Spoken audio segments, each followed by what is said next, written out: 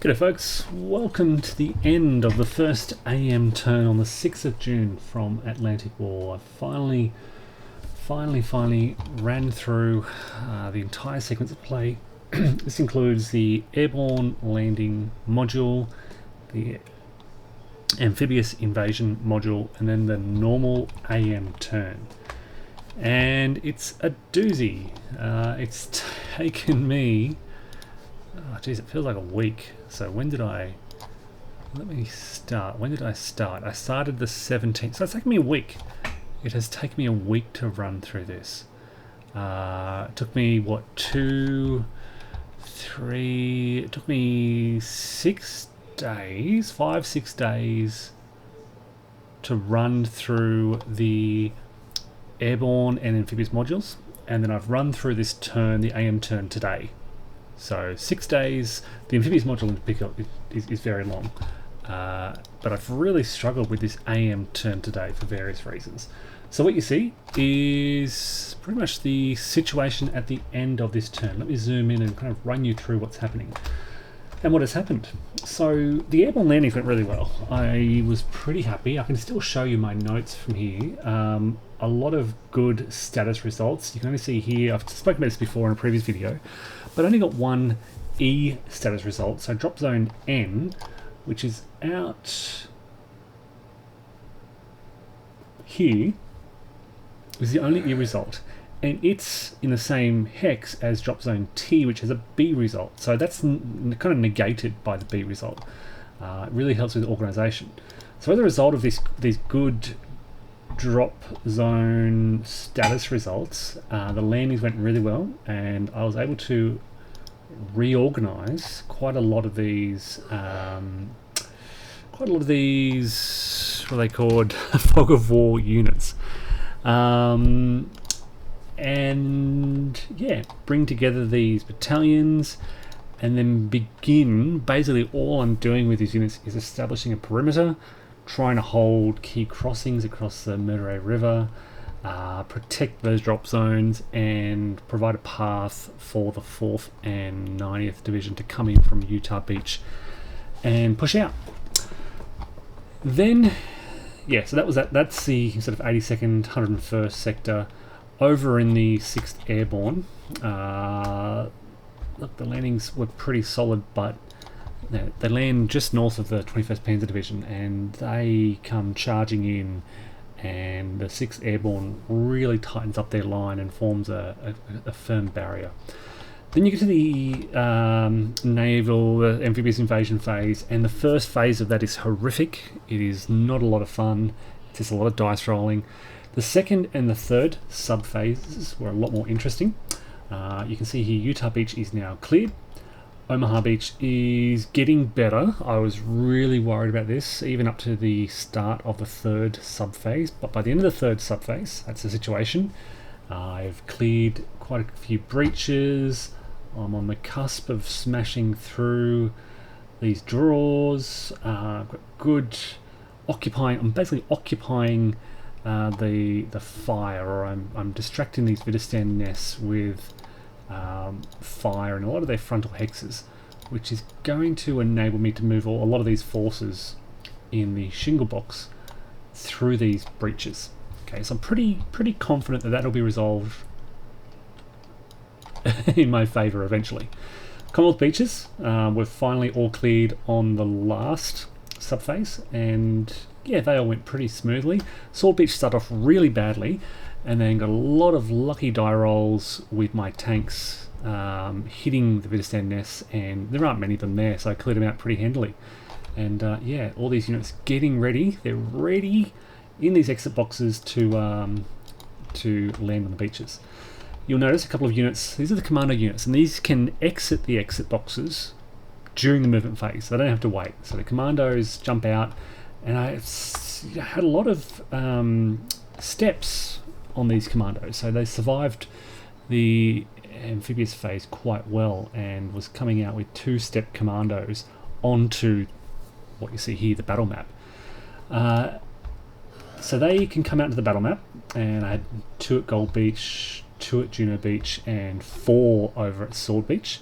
And I kind of moved them during the movement phase to attack. One of them was holding off some Germans, this formation here. The others were trying to attack various Widerstand nests and strong points. They get a special commando assault at the end of the movement phase, so they were set up for that. Around the 6th Airborne, I used the movement phase to consolidate. I accidentally stacked both engineers in Heruviet here, and so I quickly built an IP there, moved the other engineers to the south, but basically preparing to hold off. And I've made a note there that it's quick construction, just to remind myself of that. Elsewhere, bringing 9th Para, they were formed up here in Varaville. They're coming down southwest.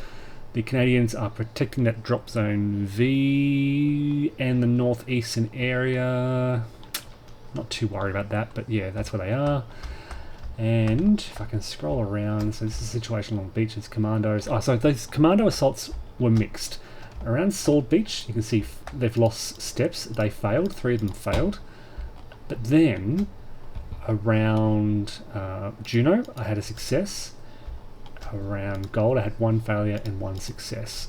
So, fairly mixed results. Considering I was just throwing 1 commando battalion at these Widerstand nests, and you need 2 or less, I think I managed to get... I had 2 successes, 4 failures. So yeah, the odds worked out about what you'd expect. On Point de Hoc, the Rangers were remarkably successful. They absolutely smashed that position. The guns were there, so it was a stronger strong point than you'd normally expect. And yeah, they hit it. They got 3 hits on it. They didn't need 2 hits, I think. They got 3 hits for no losses in return. So pretty happy with that, how that turned out. Then, of course, Utah was very clean, as I said. Managed to clear this quickly, and so got quite a few units off the exit boxes by the 3rd sub phase. So I got a 222nd 4th Division battalion. I got some of the self-propelled guns, and I got an M4 battalion off as well. They're attached to the 9th Infantry Division. You can see the label here. Technically, I should probably do... Alright, so you've got attachment labels, and I'm going to use the main labels as reminders of various other things. Alright, so they're attached to the 9th Infantry Division, and they were able to come down here. If I understand this correctly, I can ignore movement halts on the 6th of June. Yeah, and was able to shuffle a lot of the airborne around. So what I was trying to do was I launched attacks here, I launched an attack here, I launched an attack here, and as you can see, they all failed. They were all pretty much no results at all. Just because I can't do prepared assaults, I'm looking at tactical assaults. I mean, this one had the best chance of success, but it's a AFV by itself, which suffers penalties. And yeah, we need to combine with that infantry, and we can't just yet. Similar story elsewhere, various factors attacking into marshes and just weaker units here. My artillery suffered depletion rolls. I had to spend... this self-propelled artillery was depleted as well. And there was no combat out in the 6th Airborne, just as I said, building trenches. And then the Germans countered. They attacked here, and there was a no event. Then they attacked up in the north and were forced to retreat. And they had an attack in the south here, which went horrifically wrong, and they suffered some step losses and have been forced to retreat as well. So the Americans are getting very lucky by holding on despite the odds. Over in the 6th Airborne area, you can see 21st Panzer is not well, the 6th Airborne hold their position because they held off an attack, a really strong German attack. The Germans rolled very poorly. The British rolled very well. Caused an asterisk 2-2 result, which is 2 mandatory hits, 2 discretionary hits, and a PR check. The Germans pass their PR check, but then they suffer these really heavy losses and have had to pull back away, which will give the British time to entrench even more and solidify that position. You can see the commanders are trying to get here to support this. Took me a long time, so let me talk through some of the barriers that I've encountered in playing this. First and foremost, understanding fuel and ammo points. It's really confusing because the series rule says do this, and then the rules for you've got the intermediate, so you've got the series rules, which will say specific things about fuel. Alright, so you're following the sequence of play.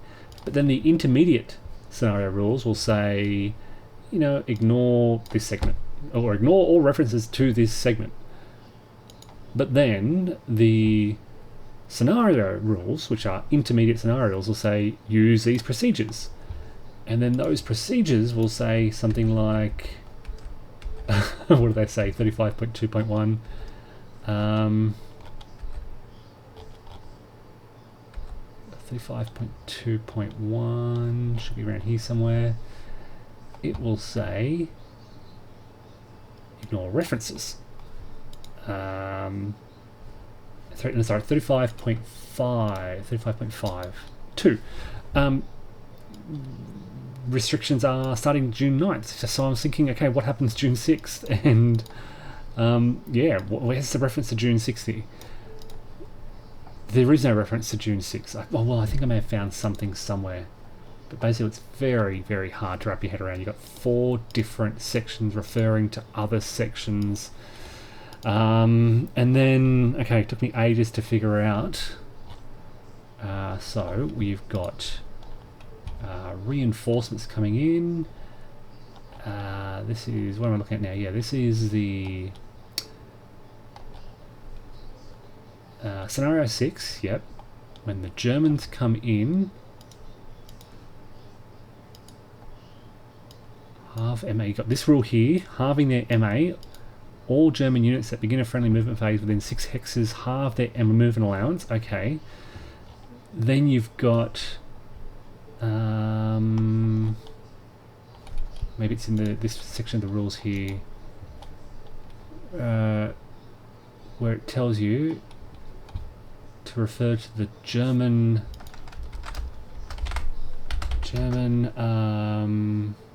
something list. The German activation list. Here we go. Listed Allied units, blah blah blah. Activation list. So we kept referring to the German activation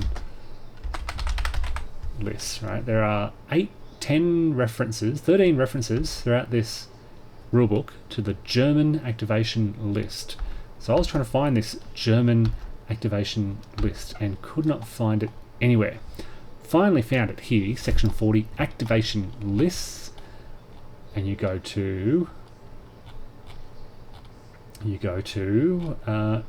German section. So it's the German section of the activation list, and this tells you to form a camp group. So I will point that out. I have formed a camp group way out here with the 243rd. You can see here I'm just calling it camp group 921 because it's formed out of the 921st Battalion, and they attach artillery, they attach pioneers, and they attach anti-tank. Okay, and they're activated for movement. Right, so that was quite interesting forming that camp group, and I've got the first, wherever they are, the first here they are, the 1st Battalion as the headquarters.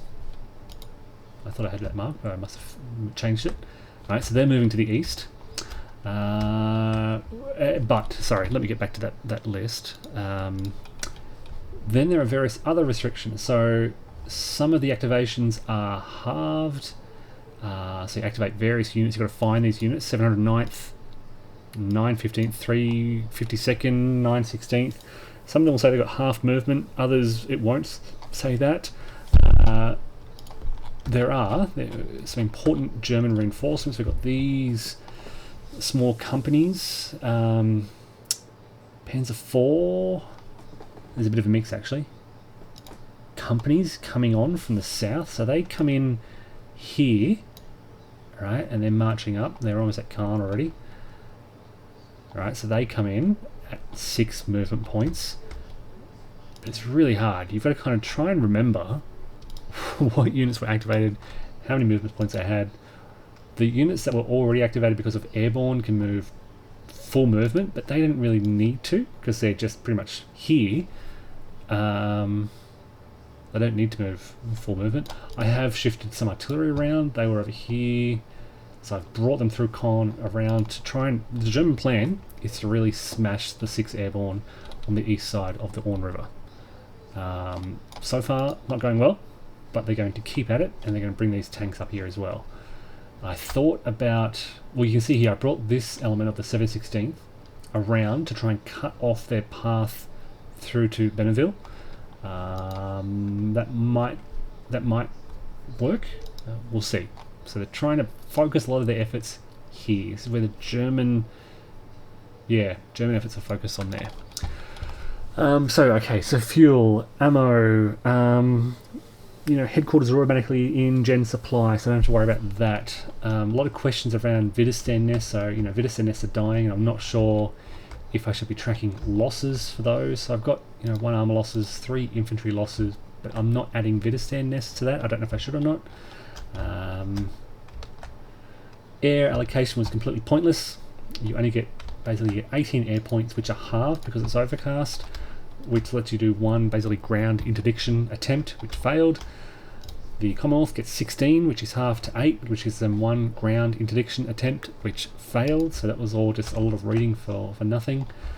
So yeah, this brings us to the end of the AM turn. From here, we return... Oh, and I did... So this artillery fired and was depleted, and they recovered. I spent an ammo point to recover 3 artillery units. I just felt it was important to have them early on.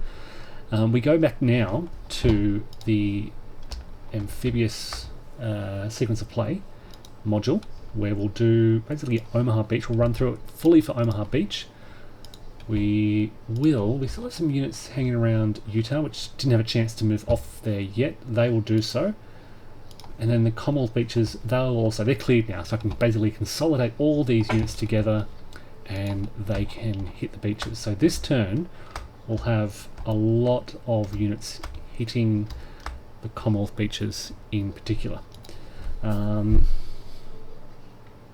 What else is there to say? Yeah, that's it. You can see I've rotated all the Germans sideways who are inactive. I just felt it was easier to track. In fact, I forgot to move those guys. Why are they... They're active apparently.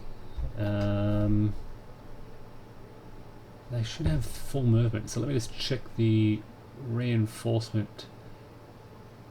Let me find the reinforcement schedule.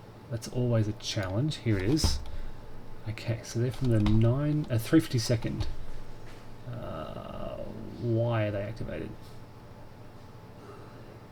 915th, 352nd. They move at half movement. Okay, so basically 1, 2, 3. Was there any other? I thought there was some more behind the lines of the 352nd. I may have moved the others. That's with the 716th. They've moved. Here we go. These guys here, following the trail. 1, 2, 3. Oh, and these guys over here. 1, 2, 3. Leg units following the trail. Yes, I believe that's... Oh, we've got these guys over here as well. 1, 2, 3. Alright, we'll bring them towards Bayeux. I did forget about them. So this is a handy guide. So this is a pop-up for the module. It summarises everything on that activation list. These are the units. I failed every roll to bring in optional German reinforcements. Okay. Yeah, that's it. Like I said, they held. There was no combat here. There was no combat here. They failed. They were pushed back. They were forced to retreat, the attackers. Yeah. So it's tough to make ground on the 6th of June. 6th of June, it's really just bringing these units in, tack movement, tack assaults are tough. I might try again here because I felt like that. Oh, actually, no, because they're in a Vidicen nest, so they've got a defense of 3 actually. And the other consideration here is Vidicen nests are treated as forts, and units in forts can ignore discretionary hit results. So you basically need a mandatory hit result to push them out. Yeah. So I'm going to continue to build some trenches down here, improve positions. I'm going to bring 9th Para right into this area. I cannot consolidate. I cannot bring these Fog of War units in until the 7th of June turn. It's really weird, basically. I don't get to do... I can try to blow a bridge. No, I can't actually, because they've got to stay on a drop zone. So not a lot I can do with these Fog of War units. They just have to hang around for the day, try to survive with their defense of 1, and yeah, wait till the 7th of June. Oh boy, so this is, yeah, a week's progress, and that's it. Alright folks, thanks for watching, and take care.